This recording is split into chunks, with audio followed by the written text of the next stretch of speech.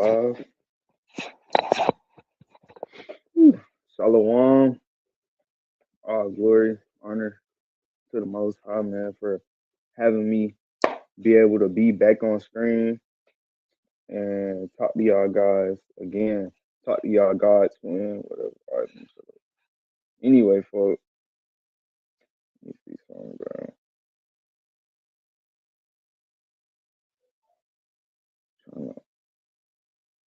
I really forgot how to, yeah, all right, screen share.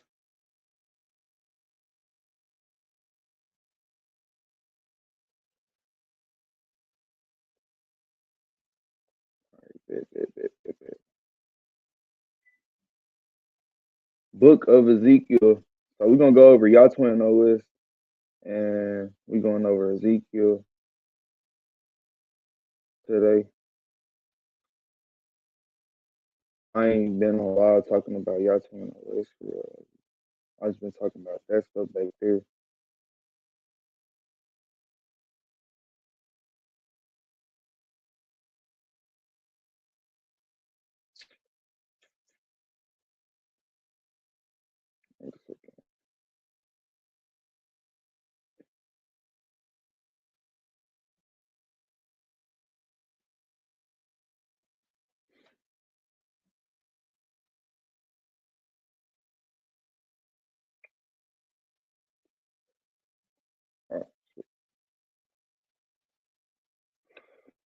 Oh my gosh, I can't stand when my shit get to acting slow, bro. I want the background in the video, but I guess y'all already saw it, bro. Let me get over here.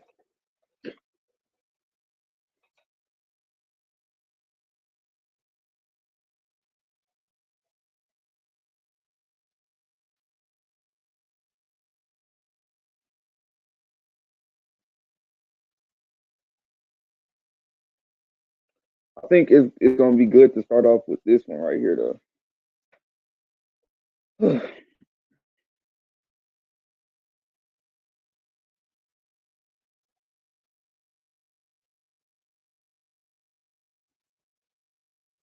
All right.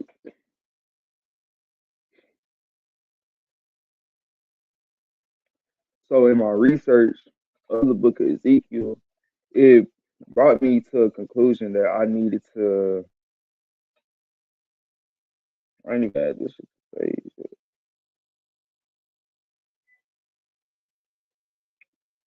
Bro, it low-key brought me to the conclusion that I needed to just do better day to day, man.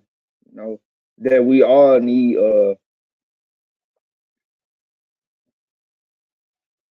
agenda to go by like day to day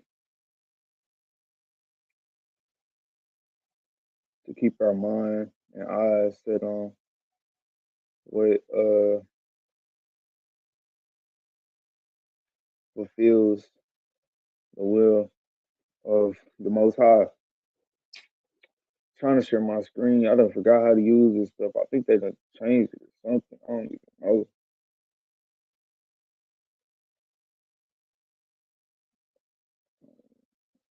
Okay.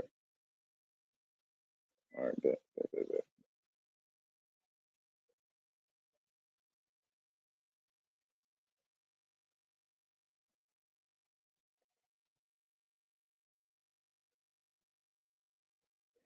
Okay. So I after my whole study with using Claude just to break down the book of Ezekiel and so I could read between the lines and stuff like that, you know, I was like, man, so day to day I need something to remember to do and remember the way I should act or whatever to just stay on track, you know, because what you do matters. Like little actions and shit you do can change your whole day. Like how you start your day can change how your whole day goes. You know? So in the rising, we want to start the day with Shema, say your prayer. Hear, O Israel, Yahuwah Elohim, Yahuwah is one. You know, and this way, you already declaring of yourself that Yahuwah is your God, and that you want to walk in His presence for that day. Now, this is a daily reorientation, who, and what I'm saying, like I said, it's just reminding you every day, every morning, who and who has authority over your day. And you should do this really before you get on your phone, before anything. Oh yeah, we before, bro. I got this so bad, man. Before you get on your phone, before, bro, before you get on your phone, you say your prayers, go outside, take a walk. Man. It be right there. I'm already peeping. Shit.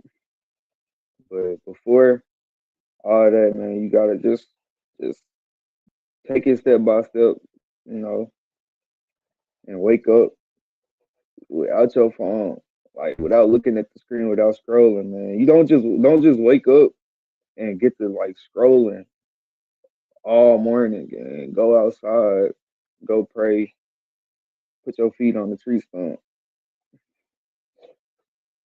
or go ground, you know, work out, hit a run, jog, do that, you know. Let the words of my mouth and meditation of my heart be acceptable in your sight. So this is a daily filter, and before you speak, before you engage, what are you about to put your mouth on? You want to make sure that you always have on your mind the words that I speak before, like I talk, it got meaning. Meaning it's aligned with the it's aligned with like positivity or righteousness, bro. Like you want to have a righteous tongue.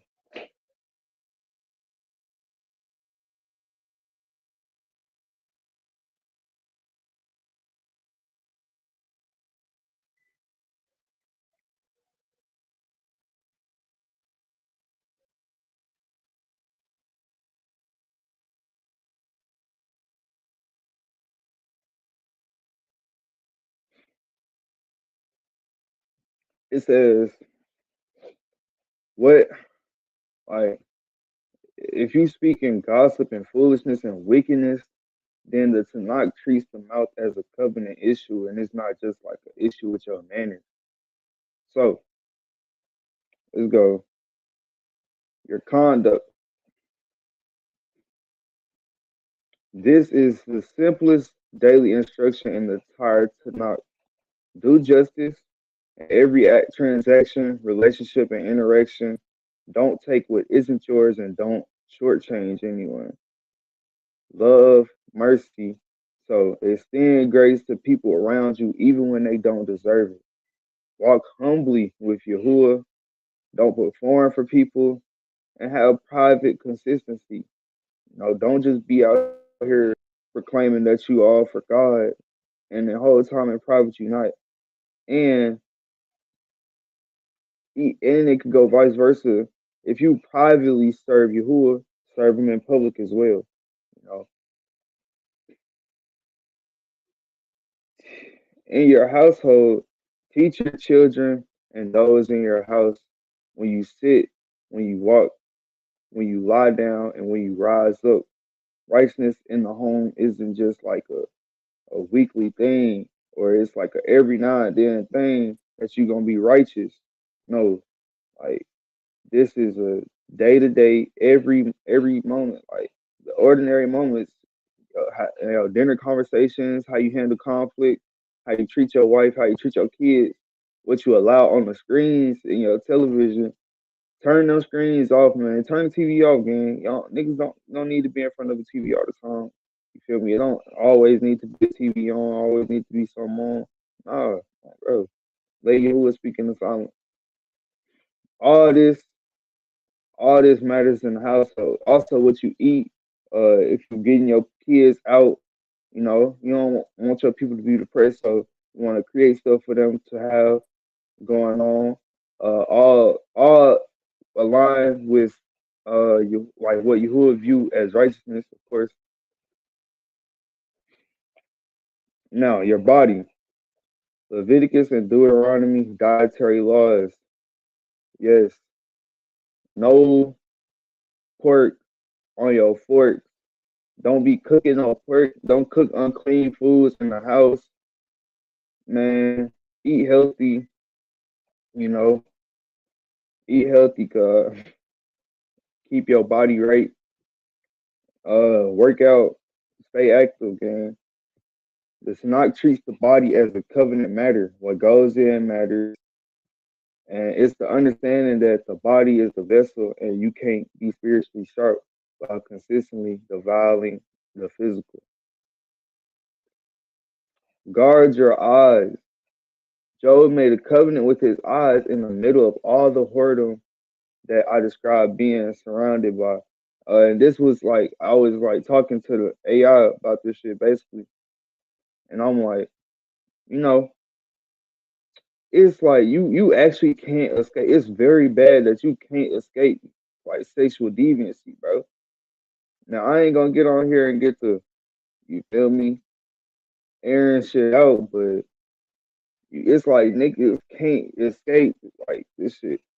It like every conversation, it damn near turned into, you feel me, about some hoes. You get me, like niggas just going around like,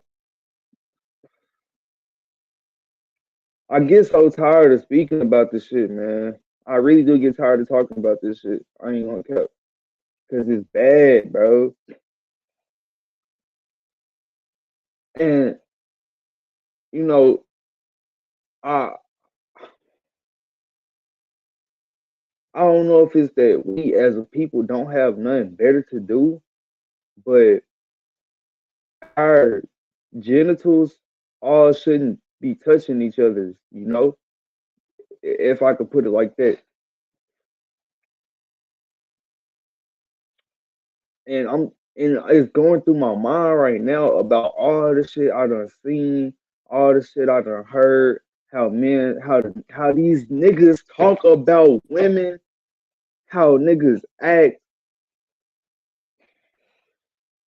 around women as if these wasn't child bearers, as if these aren't the mothers of the next generation.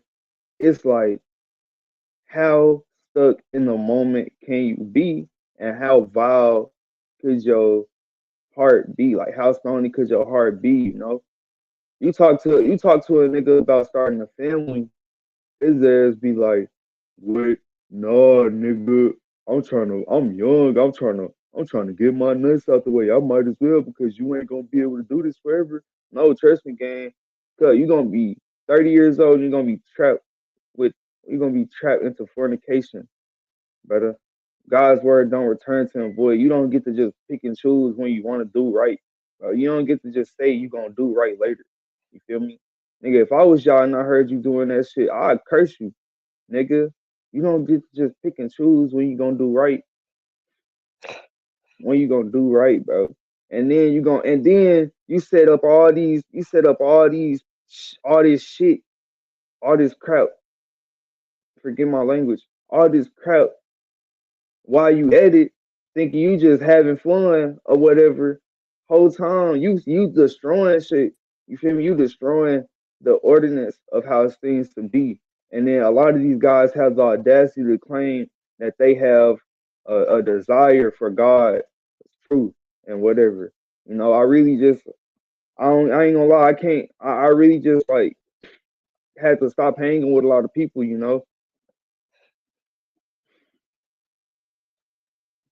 Man,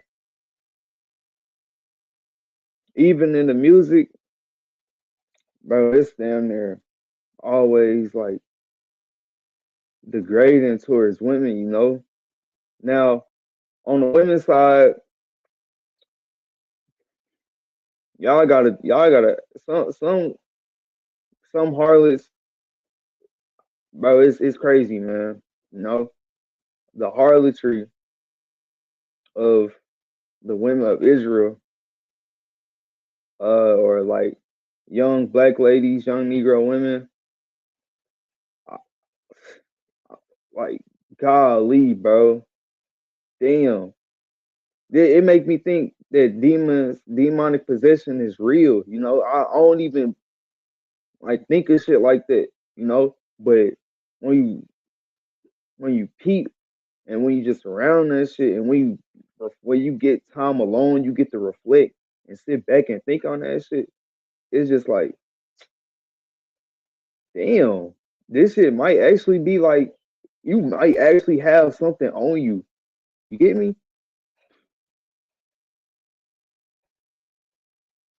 You might actually have something on you that make you walk in the way that you walk. You know, and don't nobody got ears for the word of Yahuwah. Cool, man. You know, you try to change the trajectory of where the conversation goes. It always drifts to some bullshit. You feel me? And then it turns into arguments or whatever. You know. But yeah, it's like who want to hear this real truth? Anyway, uh, so like I said, Job made a covenant with his eyes in the middle of all the whoredom that I was that I be talking about.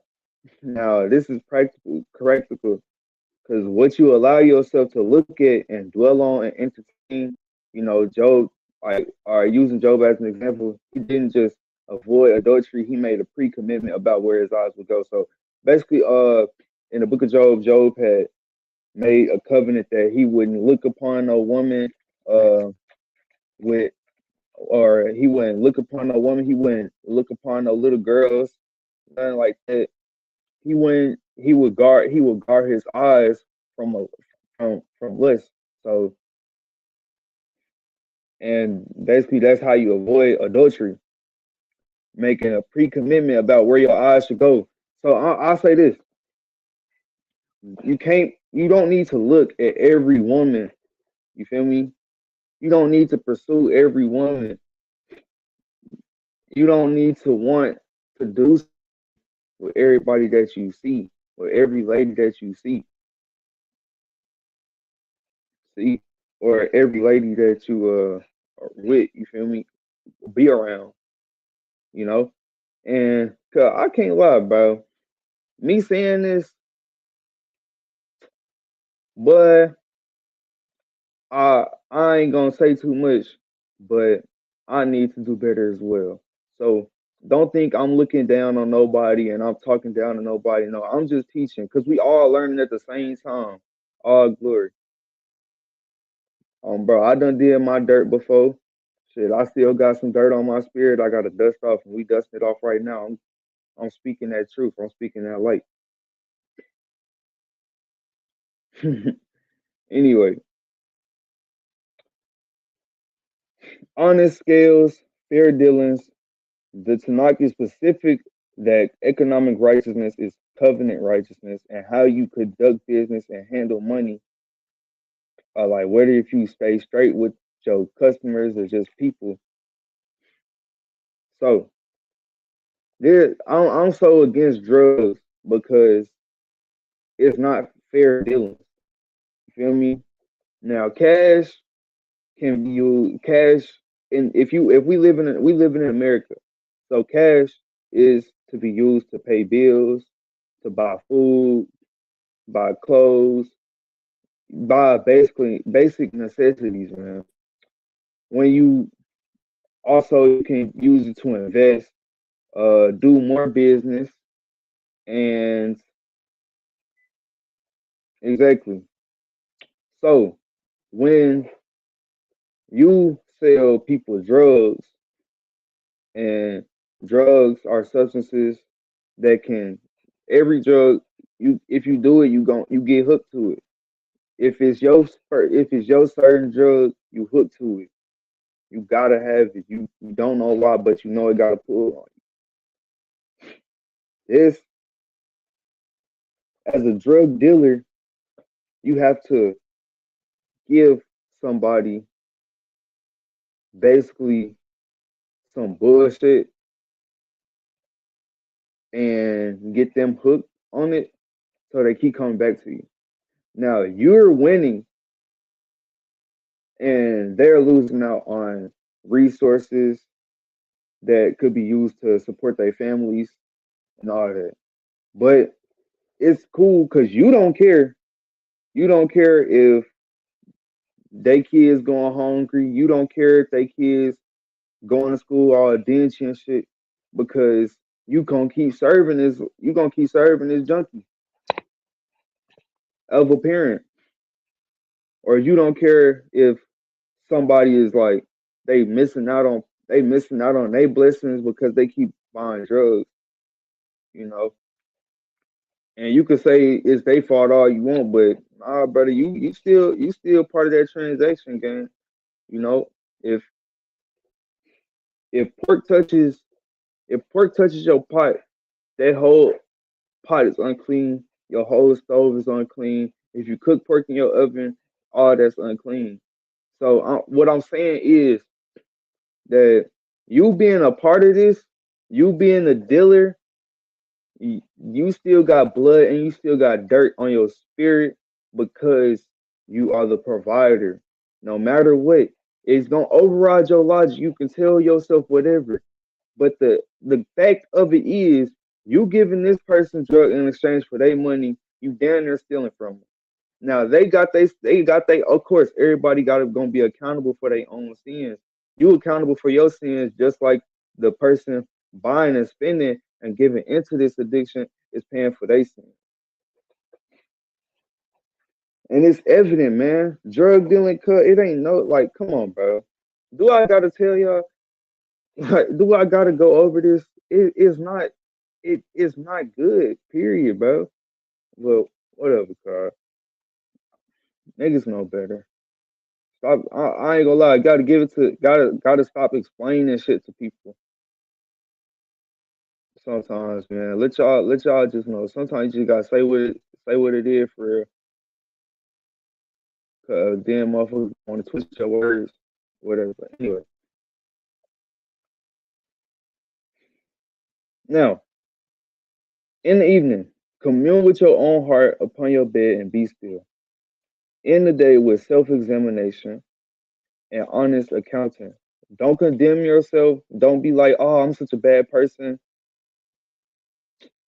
No, don't be hysterical, but just examine yourself and account honestly and peep out where you can change and be better as a person. Where did I walk right today? Where did I slip? And bring it before Yahuwah honestly before you go to sleep. Do it every day.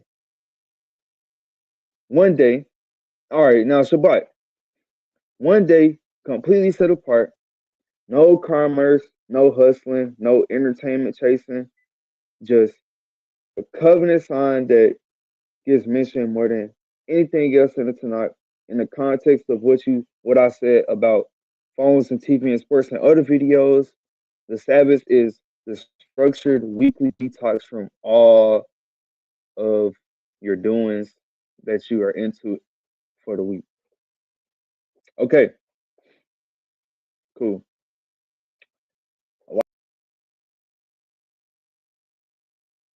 What the fuck?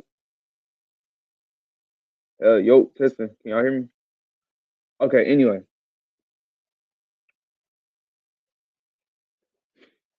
now this is something that we all low key gonna struggle with because first off, it's gonna be crazy, but I do not know when the Sabbath is. I know when my body gets tired and I feel heavy fatigue. And when my body gets tired, that's when I peep it as a sign to rest because of course your body is connected to earth and all that and the time, you know. So I take that as a time to know when I'm supposed to rest. Now, I do not know when exactly the Sabbath is, but I say this usually happens around Friday and Saturday. Sometimes it'll be Thursday and Friday, and some days it'll be a Saturday and a Sunday. So that's usually when. And sometimes, like I said, sometimes it starts on Thursday, and it happens about every 2 weeks. Anyway, issue is during these times, I still know when I should cut the screens off sometimes, but I'll still peep on there. I'll still get some work done. I might go to the store and stuff. So I repent, but I ain't gonna lie, I do want to learn how to properly keep the Shabbat. You feel me? Because in my understanding, my logic, it it don't align with God's logic and what the book says for real. But I just pray and ask God that I get this down pat. Now,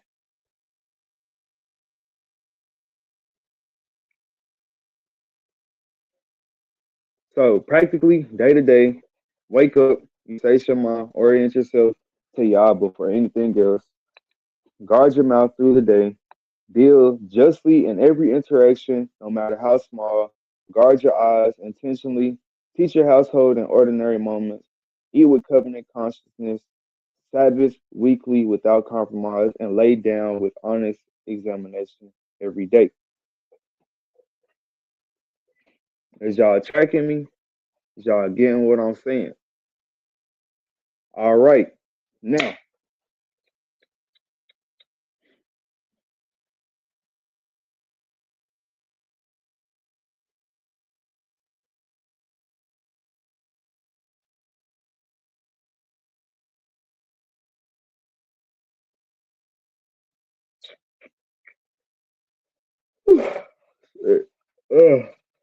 I look you want to take a break.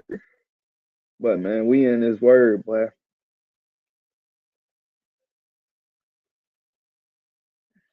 I got another document. It's a 10-page document. So I think this stream gonna be a little lengthy, man. My issue, another thing, cause I need to get these clips going, bro. No bullshit. I gotta get these clips going. I think when my girl come tonight, when Tay Tay come here tonight, I'm gonna use her phone because right now I ain't got no phone right now.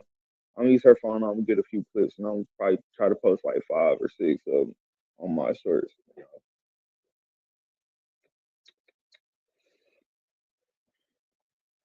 Got this. I don't got no Scott top, bro.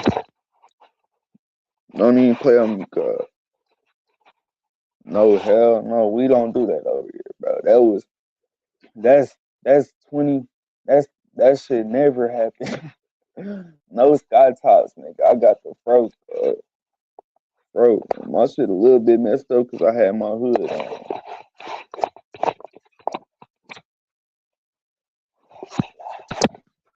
But bro, is this stuff still loading? Oh no. Okay. Woo, we got a lot to go over, man. And we gonna go over it. But all right, let me share screen. Share the screen. Oh man, hold up. Hold up. I don't even need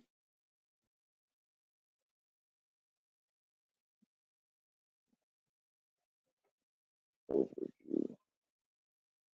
What? Come on, bro. They talking about so and so and so and so. Whole time I'm trying to load in my shit. They ain't trying to load in my shit, bro. So we just gonna share the screen.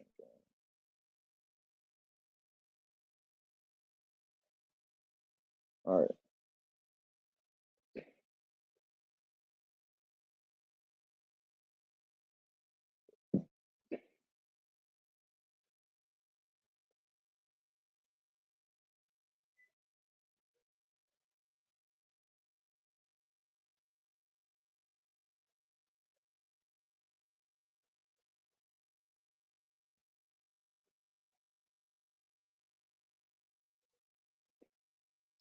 overview of Yehezkel. Yehezkel, Ezekiel was a priest from Jerusalem taken into Babylonian captivity around 597 BCE during the first wave of exile under King Nebuchadnezzar.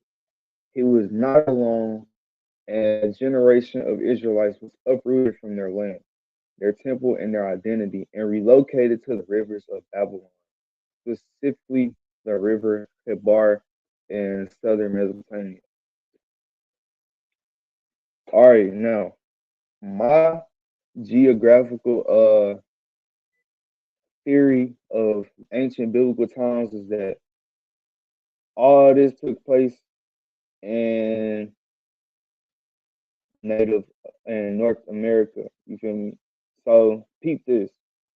The ancient all right, so this captivity was them going from like Utah to like the south of Quebec.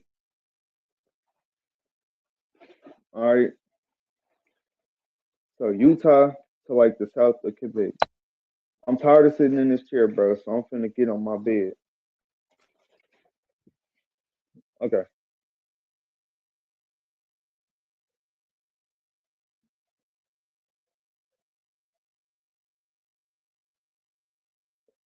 So that's that's how I think of this shit. Hold on. I want to show y'all this map.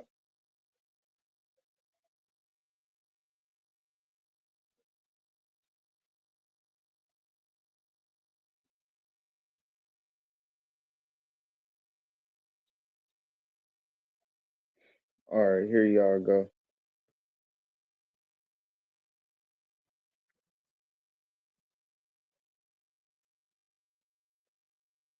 You see how?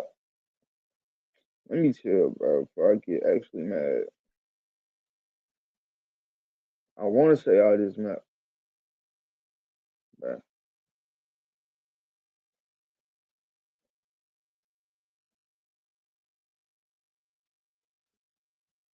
I'm like, damn, cuz.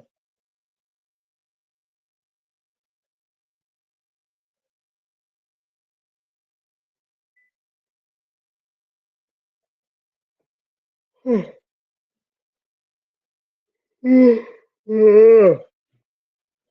this shit want to move slow. Like, come on, bro. Lock it in. Damn.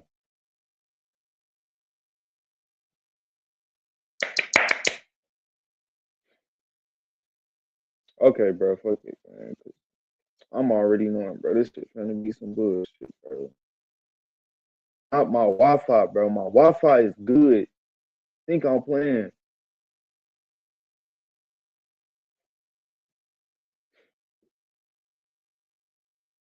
Blame me.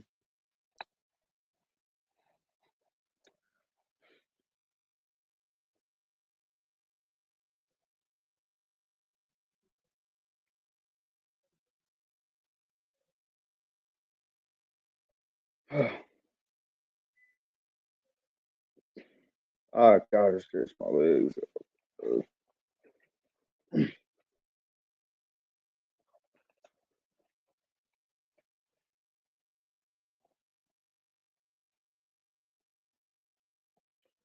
Okay.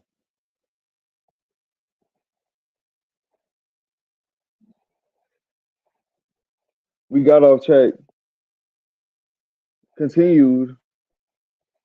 His prophetic ministry spans 22 years from 593 BC to 571 BC. He received visions, performed his physical sign acts, and delivered oracles to a people in exile who were struggling with the most fundamental question of a covenant people could face. Has Yah abandoned us? What the exiles did not yet fully understand was that they had not been abandoned, they had been followed. The opening vision of the book, the throne chariot, the cherubim, the fire and amber, the glory of Yah. Ascending in Babylon is the answer to that question. Yah left the temple because Israel's rebellion made it uninhabitable for his holy. But he did not leave his people. He went into exile with them. Now, life in the exile was not imprisonment in the traditional sense. The exiles could build homes, they could plant gardens, and conduct commerce. Jeremiah 29 records Yah instructing them to do exactly that, to settle in and build. Not to expect a quick return, but the psychological and spiritual weight was immense because the temple was gone. The sacrificial system was suspended, and their priestly functions had no place to operate. And the surrounding nations interpreted their humiliation as evidence that Yah was weak or had abandoned them entirely.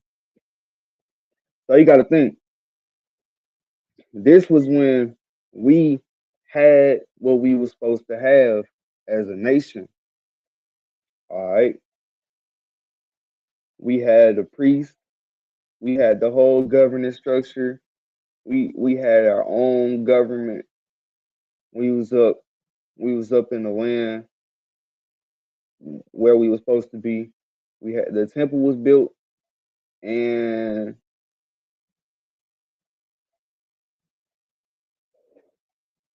you know, due to that all being true, at the same time, we was doing the same shit we do today. Now, can you believe that? Having all, you having a oh my god, bro. Fuck. Anyway, having all that, and then we still, what I'm saying, our sins still being so great, but it was like we using the temple and the holiness like, as a front. You get me? Because the priests. All right, look, I'm gonna be real with you, cuz the priests was fucking hoes in the temples. They was bringing prostitutes in there, turning that shit to a brothel. You know what I'm saying? People was going out eating unclean meats, still come and then come back to the temple. Your body unclean from all that. You know what I'm saying? Going doing all this nasty stuff. You feel me? Laying down.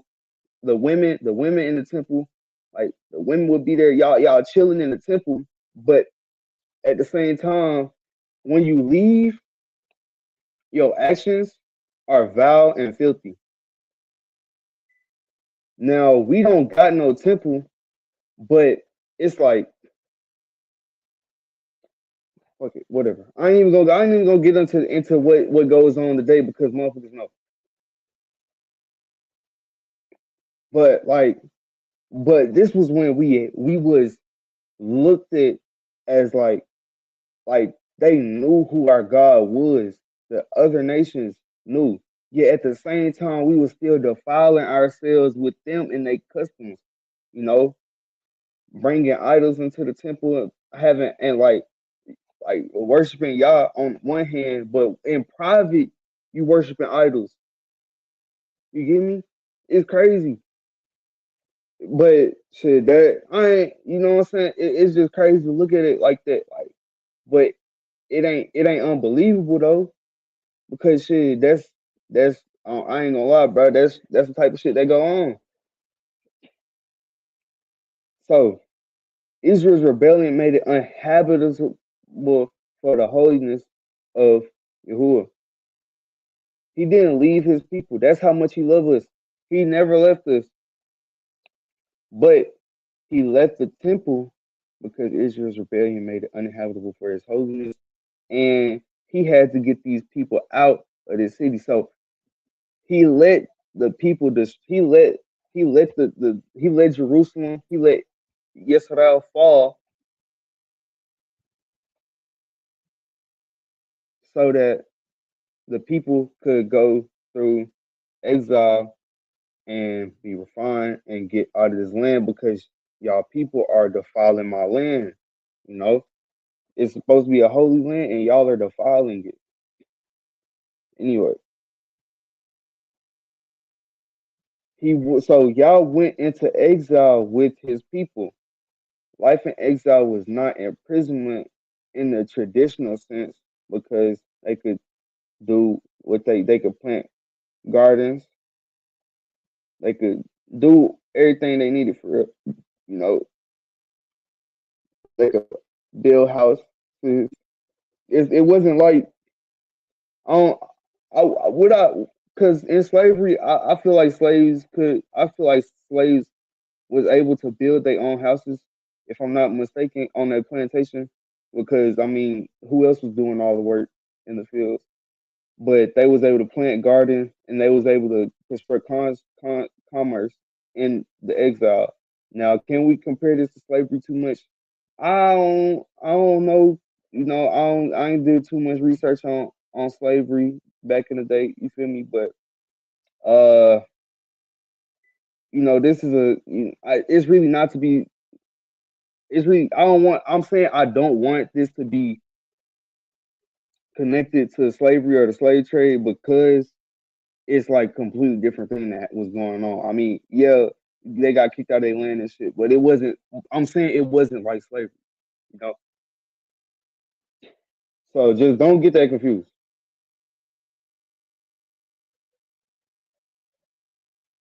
So they went into this environment, displacement, confusion. It had identity crisis, false prophets promising that they was gonna get back to the land quick, and the community drifting toward assimilation.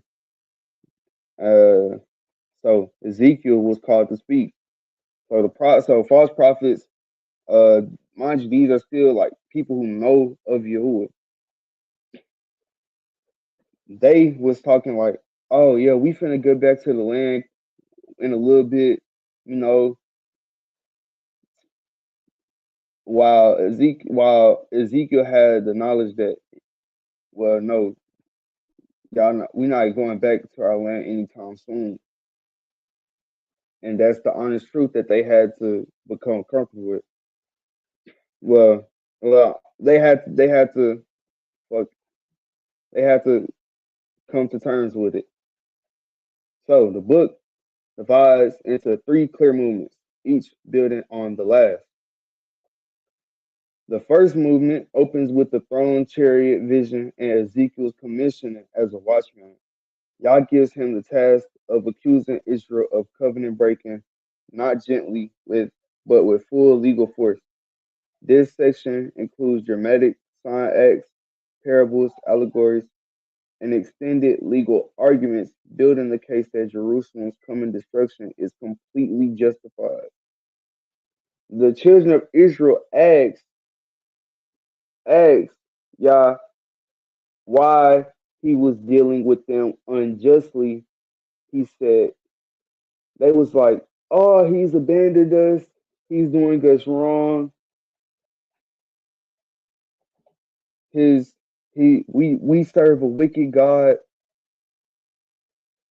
and they just didn't feel like they deserved what was happening to them. So key chapters: the Macabre vision, chapter 1 through 3, the Siege Acts, chapter 4 through 5. Go ahead, read over that. Anyway, Yah turns, so judgment on the outward nation. Oh, hold up. Wait, actually, I can go back. I want to go over the two lions lament, and I want to go through 19, 20, and 23. All right, and 24. So we'll go over 19, 20, and 23, and 24. All right,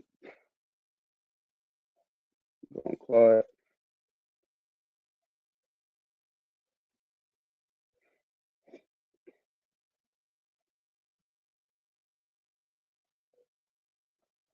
Oh,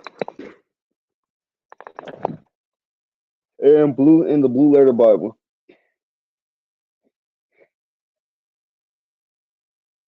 I was singing songs, not songs, but I was singing Ezekiel 19 last night. After I sung it, I'm like, what am I reading? I had to get a breakdown of it.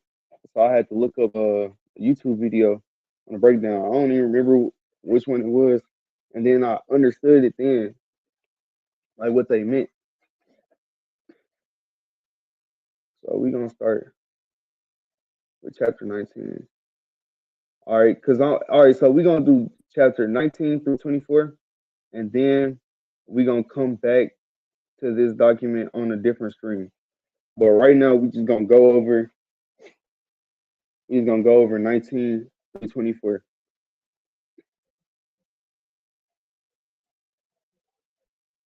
But before we do this, I need a break. So give me a few minutes. I'm gonna leave the room and I will be back. But until then, just skip it to when y'all see me come back. Yeah, good deal.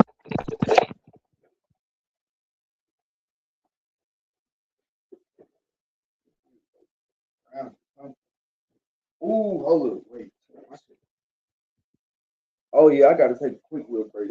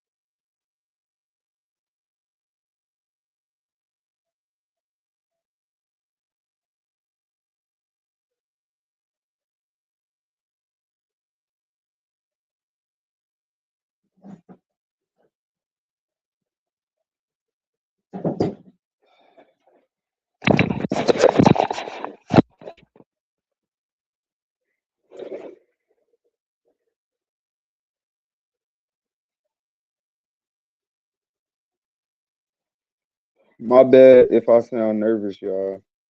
This is like a long screen and I'm trying to piece together information to read while still giving commentary. It's just gonna take some getting used to this for me. I am also, and while I'm doing this, I'm also getting pissed off at myself because I'm not just flowing like I want to, but I know it takes time to get better at doing the streaming stuff.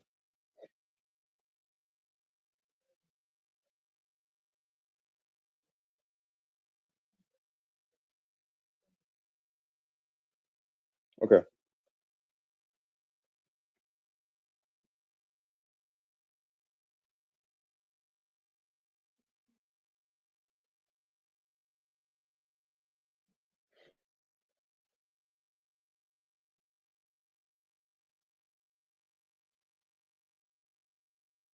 And then my Chromebook uh is low key kind of like it was being a little bit slow.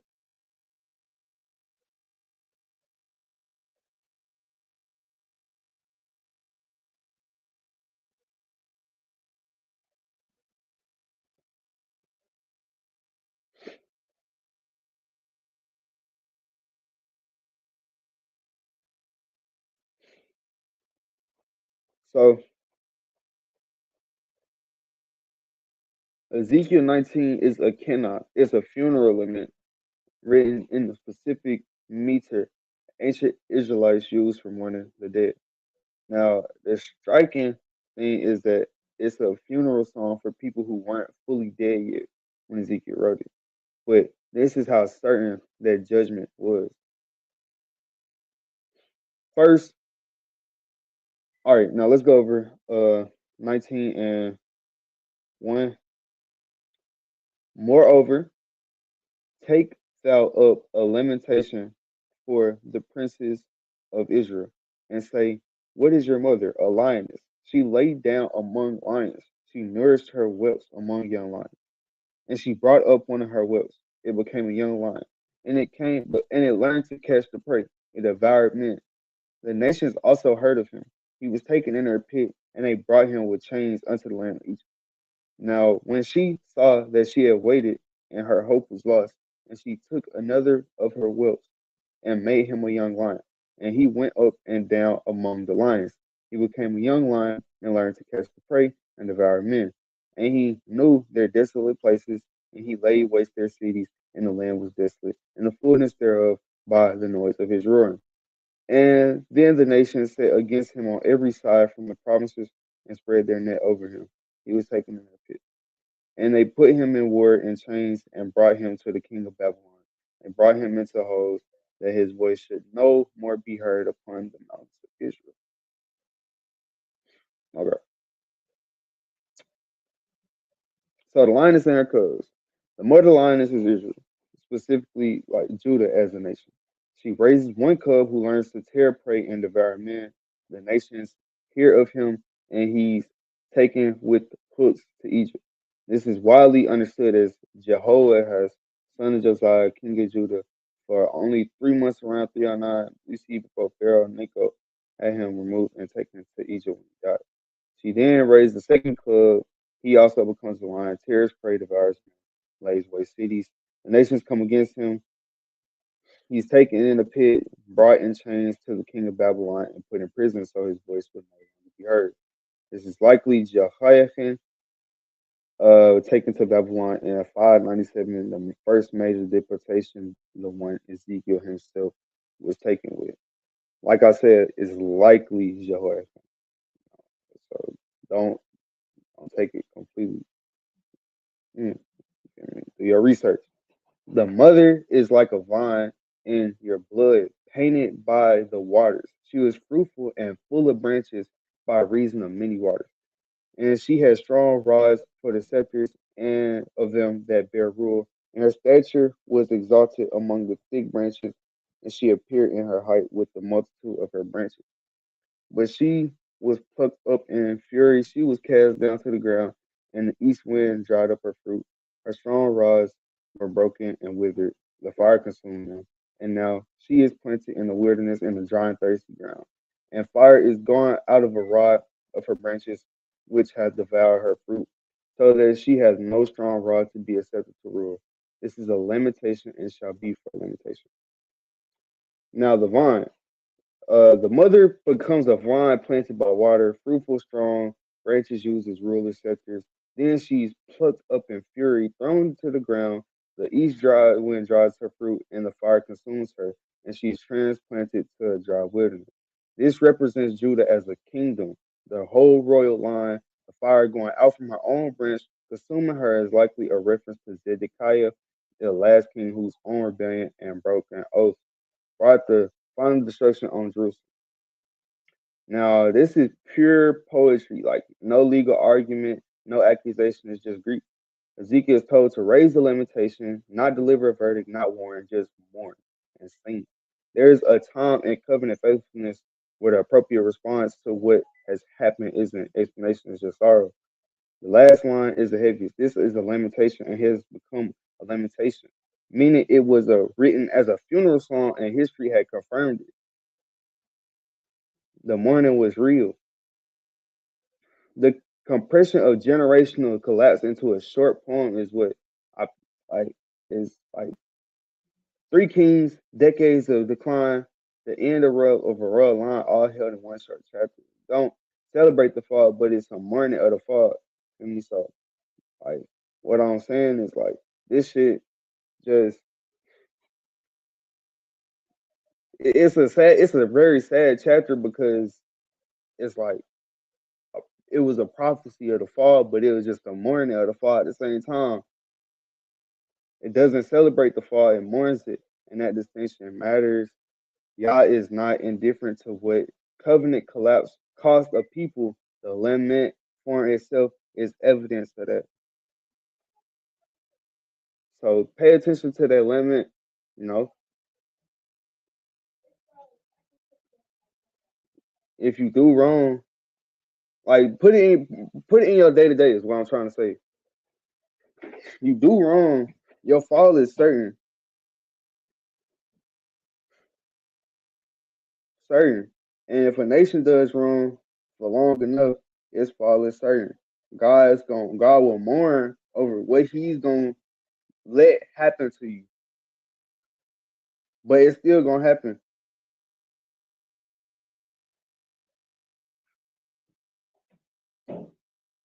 All right, damn, my shit finna die. I'm on 10%.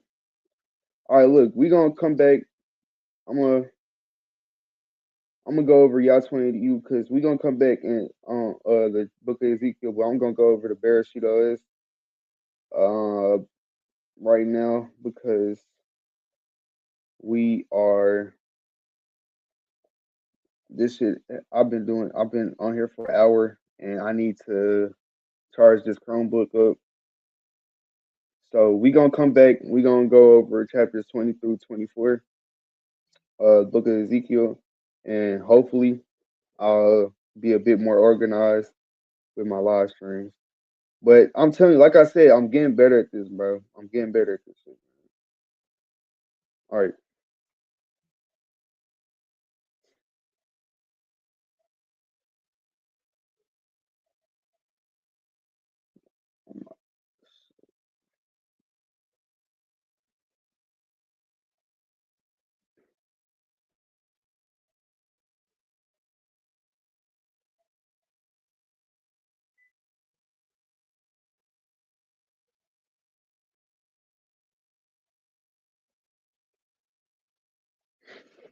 Long story short, I started my clothing brand when I was 17. I keep saying this. I keep going over this. I started a clothing brand when I was 17. It was called Alchemy. Then I changed the name to YahTWin. Uh, God damn. I'm finna stop saying that shit, bro. Fucking, dumbass nigga. Shut your dumb ass up, cuz. Fucking just talk, silly ass nigga. God damn. Fuck. All right. Shit.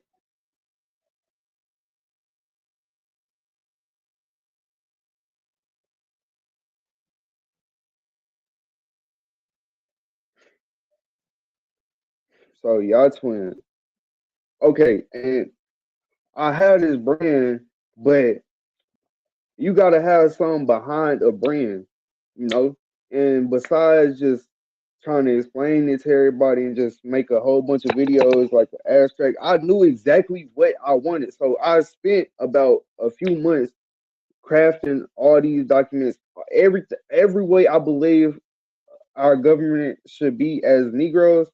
I just put it down and I wrote it down all down. All right, then I I was I was in college for computer information systems. I started working on this operating system. And so I started off by just crafting what I wanted the OS to look like on Canva.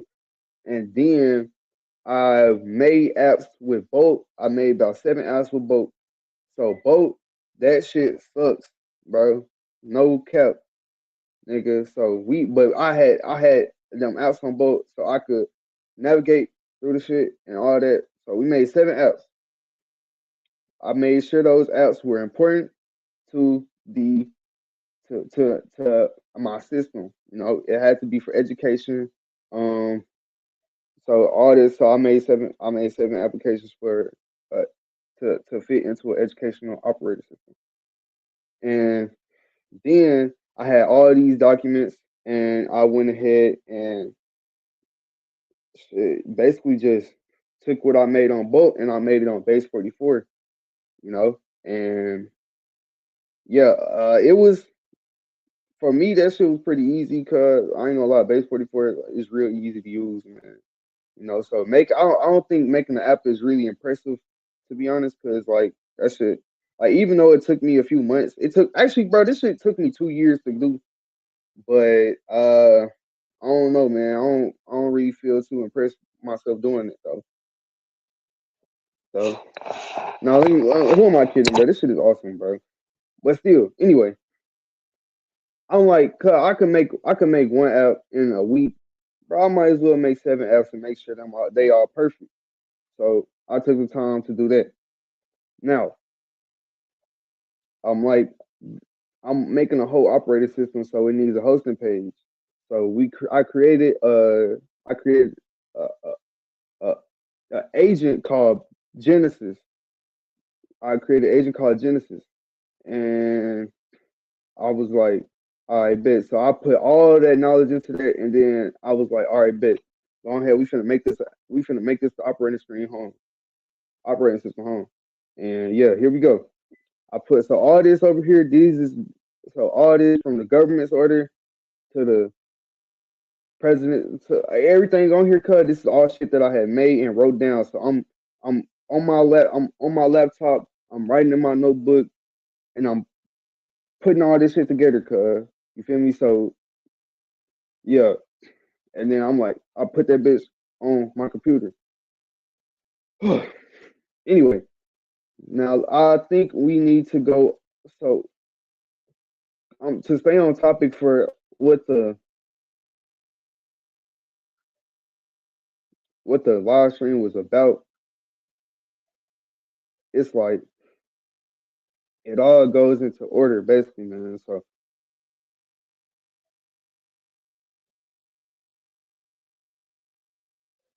So yeah, it's just all about order and organization.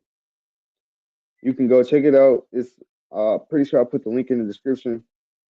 You know what I'm saying? Just look at what we got here. Cause I don't feel like going over that shit right now, to be honest. Cause I'm already overstimulated and I'm low key ready to get off this live before I get to tweaking. So I'm gonna catch y'all later after I charge this Chromebook. Let me calm down, relax. After I charge this Chromebook and I chill out for a minute. All right, I'll catch y'all niggas later. Bye.